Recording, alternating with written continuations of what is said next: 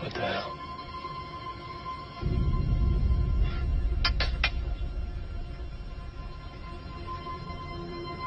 Oh, white rabbit.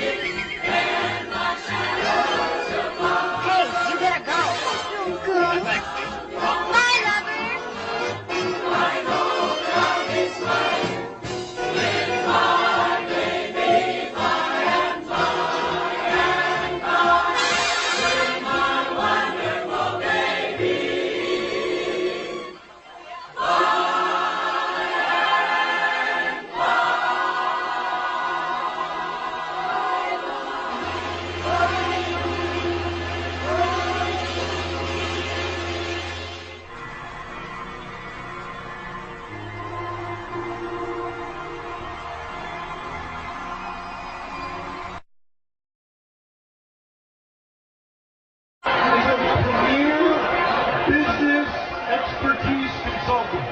Okay, he gets $5,000 an hour.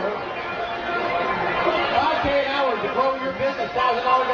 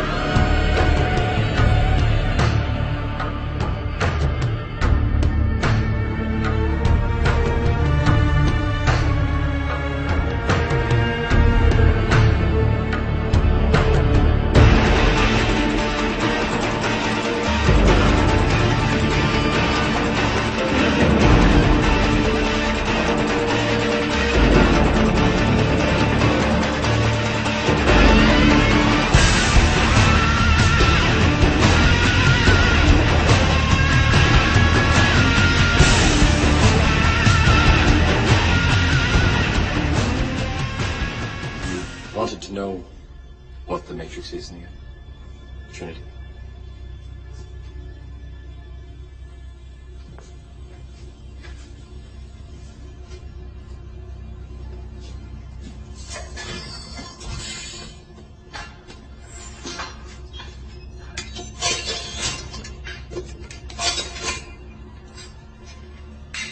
Try to relax.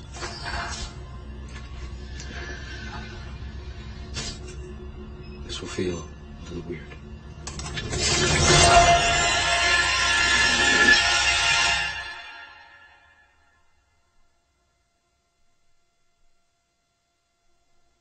This is the construct.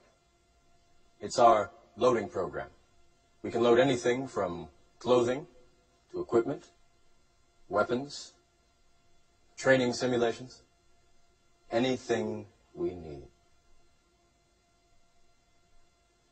Right now, we're inside a computer program? Is it really so hard to believe? Your clothes are different, the plugs in your arms and head are gone. Your hair has changed. Your appearance now is what we call residual self-image, It is the mental projection of your digital self. This isn't real. What is real? How do you define real? If you're talking about what you can feel, what you can smell, what you can taste and see, then real is simply electrical signals interpreted by your brain. This is the world that you know.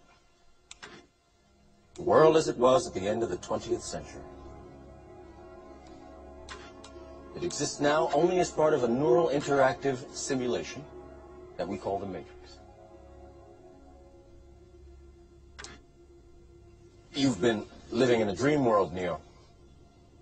This is the world as it exists today.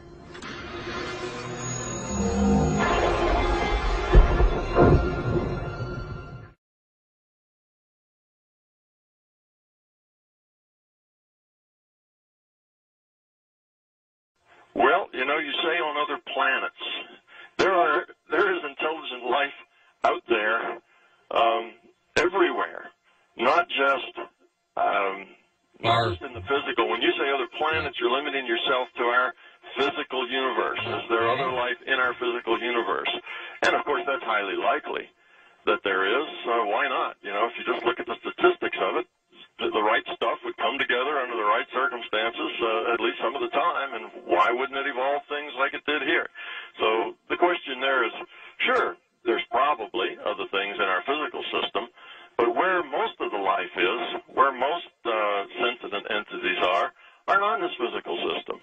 The consciousness system has evolved to produce all sorts of life. It's teeming with life and beings of all sorts, the good, the bad, and the ugly, the high life and the low life. The demons and the non-demons. Yes, just like it is here. We have earthworms and slugs and people, and we have all the animals and things and everything that's on this planet, the billions of different species. They all just evolved to find their own niche. It's the same way in the non-physical, except much bigger and a much more varied expanse.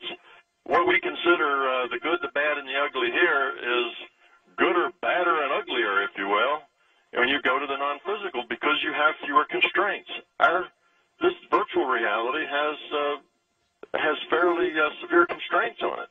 In the non-physical, there are constraints, but there are much less constraints. Therefore, what evolves is a much greater variety. How do you feel?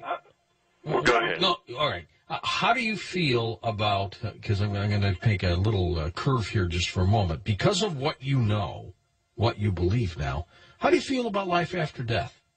People are continuously existing in this reality and in other realities. When you die here in this physical reality, you become awake, you become more aware in a non-physical reality. Now, that brings the question, what's physical, what's non-physical? The only difference there is perspective. From what we call non-physical, they feel very physical. They're as physical to them as we are, here to us. Probably. In fact, we are non-physical to them.